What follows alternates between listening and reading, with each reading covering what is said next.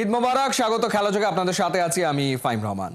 বাংলাদেশের জার্সিতে হামজা চৌধুরীর অভিষেকের পর দেশের ফুটবলের ব্র্যান্ড ভ্যালু চলে গেছে অন্য লেভেলে। ভারত ম্যাচের বেশ কয়েকজন অফিসিয়াল হামজার সাইন করা জার্সি চেয়ে অনুরোধ করেছে বাফুফেকে। এমনকি প্রতিবেশী এক দেশের ফুটবল ফেডারেশন প্রধানও বাফুফের কাছে দিয়ে রেখেছে একই ডিমান্ড। খালিদ জামিল জানাচ্ছেন বিস্তারিত। বাংলাদেশের হয়ে অভিষেকের আগেই খেলাযোগ পেয়ে গেছে হামজা চৌধুরীর সাইন করা জার্সি। ব্যাপারটা নিয়ে একটু গর্ব তো করাই যায়, কারণ ইংলিশ প্রিমিয়ার লিগের এই ফুটবলার কেবল বাংলাদেশের নয়, বাড়িয়ে দিয়েছেন গোটা সাউথ এশিয়ান ফুটবলের ব্র্যান্ড ভ্যালু।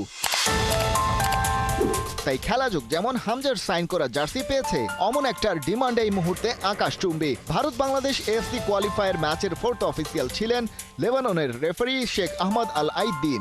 একই সাথে আল আইদ্দিন ফর ইঞ্জিনিয়ারিং অ্যান্ড কনস্ট্রাকশনের সিইও তিনি। হামজার অভিষেক ম্যাচ পরিচালনার পর বাফুফের কাছে চেয়েছেন বাংলাদেশি সুপারস্টারের সাইন করা জার্সি। একই ইভেন্টে শ্রীলঙ্কান ম্যাচ কমিশনার আসিফ আনসারের পক্ষ থেকেও এসেছে একই অনুরোধ। এখানেই শেষ না, বরং গল্পের আসল মজাটাই বাকি। বাফুফের বর্তমান সাধারণ সম্পাদক ইমরান হোসেন তুষার। ভারত বাংলাদেশ ম্যাচের বেশ পরে তার কাছে এলো একটা ফোন। ওপাশে প্রতিবেশী একটি দেশের ফুটবল ফেডারেশনের প্রধান। নানা ইস্যুতে এমন যোগাযোগ হতেই পারে, কিন্তু তিনি জানালেন বিশেষ অনুরোধ। হামজার সাইন করা জার্সি তারও একটা চাই।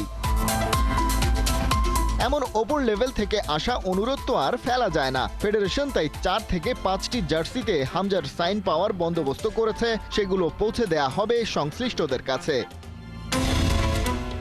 বাংলাদেশের ফুটবলের মহাতারকা কাজী সালাউদ্দিন, তারপর যুগে যুগে আমিনুল, চুন্নু, আলফাজের পর ডেনমার্ক থেকে আসা হালের জামাল ভুইয়া কিংবা ফিনল্যান্ডের তারিক, লাল সবুজ জার্সিতে মাঠ মাতিয়েছেন অনেকেই। কিন্তু হামজা দেওয়ান চৌধুরীর মতো গ্লোবাল সুপারস্টার বাংলাদেশের ফুটবলে আসেনি কখনো। তাকে ঘিরে উন্মাদনার তাই শেষ নাই। তবে খ্যাতির স্রোতে গা ভাসালেই চলছে না, কারণ সামনে পাড়ি দিতে হবে বহু দুর্গম পথ। হামজার হাত ধরেই সে সবকিছু টপকাতে চায় বাংলাদেশ। খালিদ জামিল, ৭১। হামজা চৌধুরীর পর বাংলার ফুটবলে আসছেন নতুন এক নক্ষত্র। কানাডিয়ান ফুটবলার সামিত সোম খেলতে পারেন লাল সবুজের হয়ে।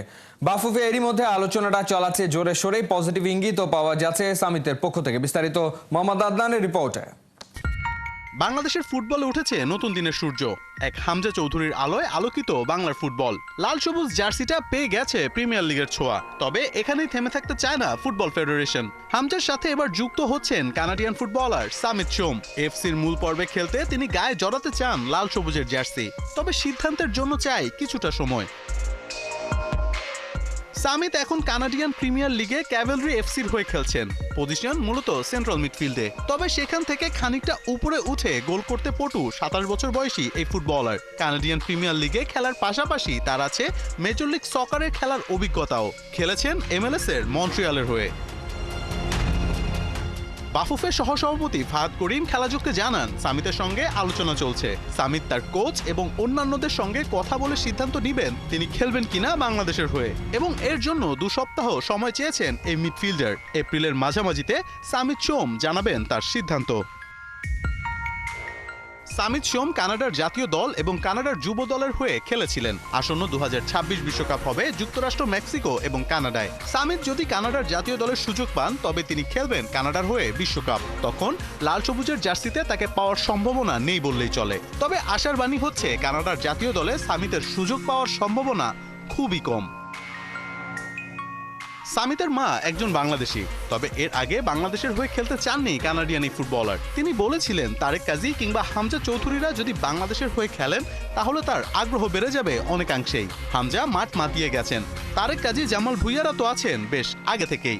ইতালির ফাহমিদুলও আছেন পাইপলাইনে। সব মিলিয়ে সামিত সোমকে পাওয়া যে খুব একটা কঠিন বিষয় নয় তা বলাই যায়। মোহাম্মদ আদনান, ৭১। আইপিএলে দিল্লি ক্যাপিটালসের বিপক্ষে 7 উইকেটে হেরেছে সানরাইজার্স হায়দ্রাবাদ। 10 উইকেটে 163 রান করে হায়দ্রাবাদ। জবাবে 16 ওভারে 3 উইকেটে 166 রান করে দিল্লি। টস জিতে প্রথমে ব্যাট করার সিদ্ধান্ত নেন কামিন্স। কাজে আসেনি তার সেই সিদ্ধান্ত। দিল্লির হয়ে 35 রানে 5 উইকেট নেন। হায়দ্রাবাদকে কোণঠাসা করে দিলেন স্টার্ক। জয়ের জন্য 164 রানের লক্ষ্যে ব্যাট করতে নেমে সহজেই জয়ের দরজায় পৌঁছে যায় দিল্লির দুই ওপেনার জ্যাক ফ্রেজার ম্যাকগার্ক এবং ফাফ দুপ্লাসি। দারুণ শুরু করেন। ওপেনিং জুটিতে আসে 81 রান, 3টা করে 4 এবং 6, 27 বলে 50 রান করেন ডুপ্লাসি। জয়ের জন্য বাকি কাজটা সারেন অভিষেক পরেল এবং ত্রিস্তান স্টাপস। 7 উইকেট হাতে রেখে হায়দ্রাবাদের বিপক্ষে জয় তুলে নেয় দিল্লি।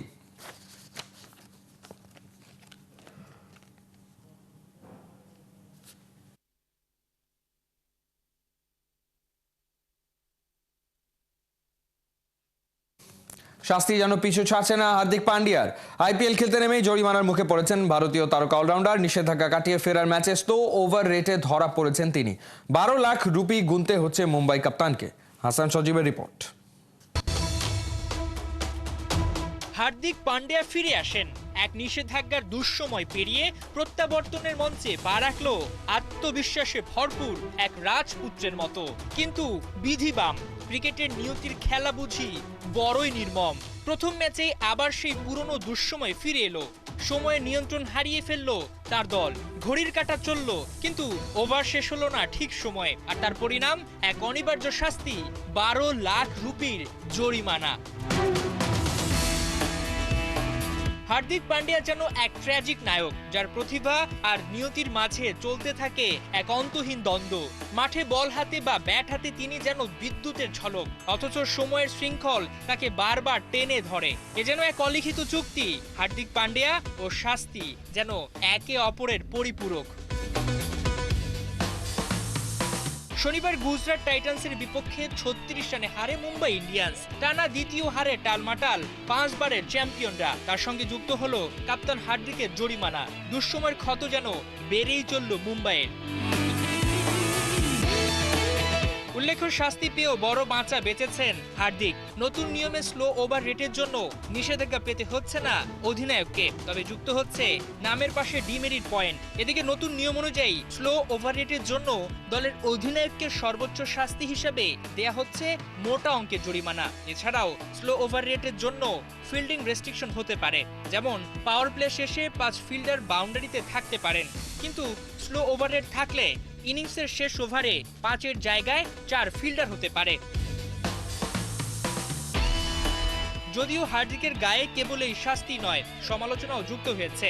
গুজরাট ম্যাচে সাই কিশোরের সঙ্গে অল্পতেই ঝামেলা করে বসেন ভারতীয় অলরাউন্ডার। চোখ রাঙারাঙি করে নেটিজেনদের করা সমালোচনার মুখে পড়েছেন তিনি।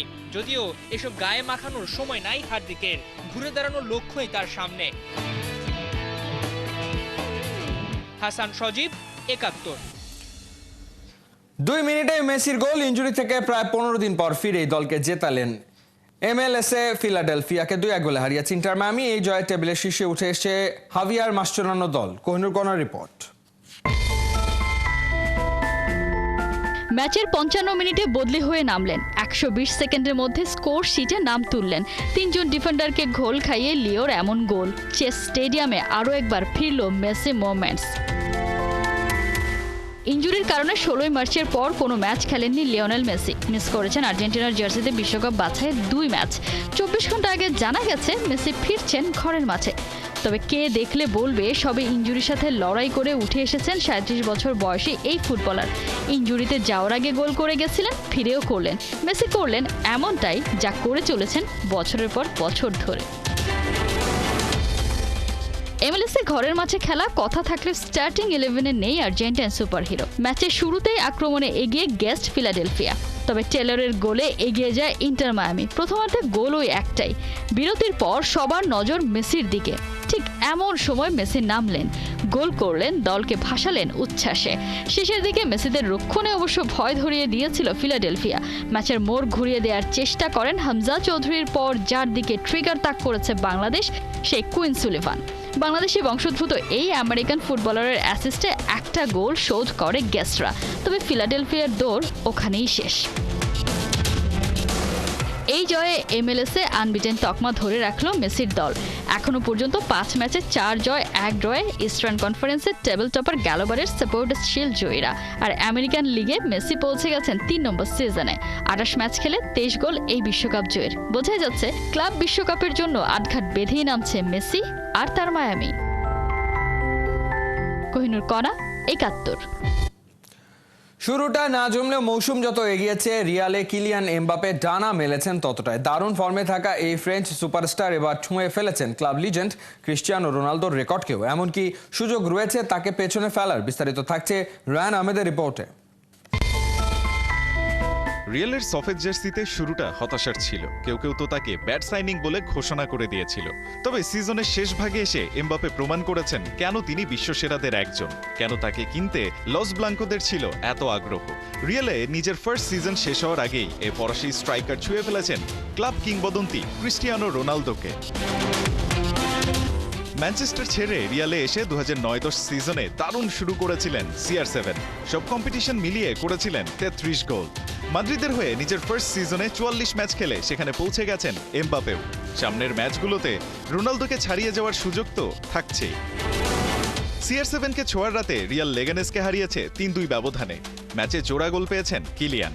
এ জয়ে পয়েন্টের দিক থেকে বার্সাকে ছুঁয়ে ফেলেছে রিয়াল মাদ্রিদ। রোনালদোকে আইডলাইজ করা এমবাপে তার আইকনের রেকর্ড ছোঁয়ার পর দারুণ উচ্ছ্বসিত। জানিয়েছেন এটা তার কাছে বিশেষ কিছু। শুধু তাই না, রোনালদো যে তাকে অনেক পরামর্শ দেন সে কথাও স্বীকার করেছেন অকপটে। এমবাপের এমন অর্জনের দিনে রিয়াল কোচ আনচেলোত্তি প্রশংসায় ভাসিয়েছেন এই ফ্রেঞ্চ সুপারস্টারকে। ডন কার্লোর বিশ্বাস, লেজেন্ডারি নাম্বার 7-এর লেগেসিকে সামনে এগিয়ে নিয়ে যাওয়ার সক্ষমতা আছে কিলিয়ানের। রায়ান আহমেদ, 71। ব্রাজিলের সম্ভাব্য নতুন কোচ হোর্হে জেসুসের সাথে নেইমারের দ্বন্দ্বের খবর এখন পুরনো। তবে এবার এ বিষয়ে মুখ খুলেছেন ব্রাজিলিয়ান এই ফরওয়ার্ড। জানিয়েছেন তিনি থাকতে চান বিতর্কের বাইরে। অন্যদিকে নয়া জার্নি শুরুর আগে জেসুসও চাইছেন নেইমারের সাথে বিবাদ মিটিয়ে ফেলতে। বিস্তারিত থাকছে রায়ান আহমেদের রিপোর্টে। দরিভালকে বিদায় করে দেওয়ার পর ব্রাজিল মরিয়া দক্ষ কোচ পেতে। অবস্থা এমন যে আনচেলোত্তিকে না পেলে নেইমারের সাথে দ্বন্দ্ব থাকা আল হিলাল কোচ হোর্হে জেসুসকেও সেলেসাউদের কোচ বানাতে প্রস্তুত CBF। তবে সাবেক গুরুকে নিয়ে নেইমার কি ভাবছেন তা নিয়ে প্রশ্নের মুখে এবার মুখ খুলেছেন এই ব্রাজিলিয়ান সুপারস্টার। দিয়েছেন ক্লাসি রিপ্লাই। বছরের শুরুতেই আল হিলাল ছেড়ে শৈশবের ক্লাব সান্তোসে ফেরেন নেইমি। তবে সৌদি ক্লাবটিতে শেষটা সুখকর হয়নি তার জন্য। একের পর এক ইনজুরির কবলে পড়ে 1.5 বছরে খেলতে পেরেছিলেন কেবল 7 ম্যাচ। তাই চোট থেকে ফেরার পর তাকে নিয়ে আল হিলাল কোচ জেসুস বলেছিলেন নেইমারের আর সর্বোচ্চ পর্যায়ে খেলার অ্যাবিলিটি নেই, যা শুনে তখন হতাশা প্রকাশ করেছিলেন এই ব্রাজিলিয়ান স্টার। ব্রাজিলের ঘরোয়া ফুটবল নিয়ে পুরস্কার অনুষ্ঠান পোলিস্তা অ্যাওয়ার্ডে সেরা গোলের জন্য এবার পুরস্কার জিতেছেন নেইমার। সেখানে তার কাছে জেসুসের কোচ হওয়া নিয়ে প্রশ্ন করা হলে এই সান্তোস ফরওয়ার্ডের সাফ উত্তর, এই বিষয়ে আমার কিছুই করার নেই, আর আমাকে এসব বিতর্কের বাইরেই রাখুন। এছাড়াও ব্রাজিলের আরেকটি গণমাধ্যম কেএস টিভিকে তিনি জানান, আমি খেলার জন্য প্রস্তুত, পুরোদমে অনুশীলন করছি, কিন্তু আমার আরও ম্যাচ খেলা প্রয়োজন। অবশ্যই আমি হোর্হে জেসুসের করা মন্তব্যে হতাশ হয়েছিলাম, তবে আমি এই মুহূর্তে একই পরিস্থিতিতে নেই। নিজের অনুশীলনেই আমি শারীরিক ফিটনেস দেখিয়েছি, এখন খেলতে সক্ষম, যা স্বাভাবিক অন্যান্য সব অ্যাথলেটের মতোই। আর আমরা দলীয়ভাবে খেলি, পারফরমেন্স এবং গোল করাটা আমার উপর নির্ভর করছে। যদিও নেইমার সান্তোসে আসার পর তাকে নিয়ে আবার ভিন্ন মন্তব্য করেছিলেন জেসুস। বলেছেন ব্রাজিলের এই ফরওয়ার্ড তার কোচিং ক্যারিয়ারে দেখা সেরা ফুটবলার। সাথে এও জানিয়েছেন ইনজুরির কারণে এই তারকাকে না পাওয়ায় ক্ষুব্ধ ও হতাশ ছিলেন পর্তুগিজ এই কোচ। এদিকে ব্রাজিলের কোচ হওয়ার আনুষ্ঠানিক ঘোষণা আসার আগেই ইনস্টাগ্রামে নেইমিকে ফলো করতে শুরু করেছেন এই কোচ। ইঙ্গিতটা পরিষ্কার, চান পুরনো বিবাদ মিটিয়ে ফেলতে। রায়ান আহমেদ, 71। এ ছিল এই মুহূর্তের খেলা যুগে সরাসরি সংবাদ আর অনুষ্ঠান দেখতে চোখ রাখুন 71-এর ফেসবুক পেজ এবং সাবস্ক্রাইব করুন 71-এর ইউটিউব চ্যানেলে। 71-এর সাথেই থাকুন।